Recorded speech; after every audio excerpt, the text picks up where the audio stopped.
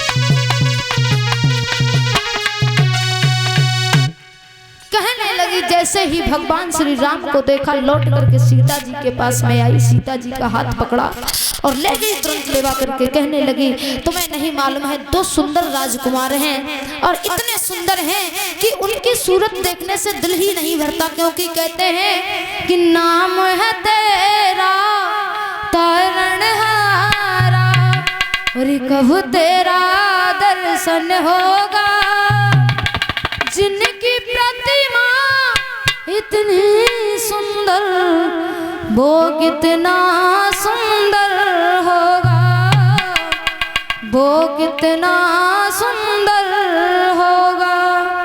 आखिर भगवान को देखने से भला कौन छक सकता है? कोई नहीं। यही विचार आएगा कि प्रभु को देखते ही रहे। तो वही भाव है आज। जैसे ही सीता जी को जब लेकर के आई है, जैसे ही सीता जी ने भगवान राम की ओर की देखा और इधर राम जी ने सीता जी की ओर देखा, तो सीता जी ने महाराज अपने मन में प्रण किया और गिरजा मैया से क्या मांगा कि यदि मेरा विवाह हो तो मैं भगवान श्री राम की ही जीवन संगनी बनूं, इन्हीं के साथ में मेरा विवाह हो, मैं इन्हीं की अर्धांगिनी बनूं। ऐसा भाव लेकर के महाराज गिरजा पूजन कर रही हैं और गिरजा पूजन करने के बाद में जैसे ही पहुंची हैं, इधर स्वयंवर की तैयारी है। बड़े दूर दूर से राजा महाराजा आ रहे हैं और प्रकाश भैया, प्रकाश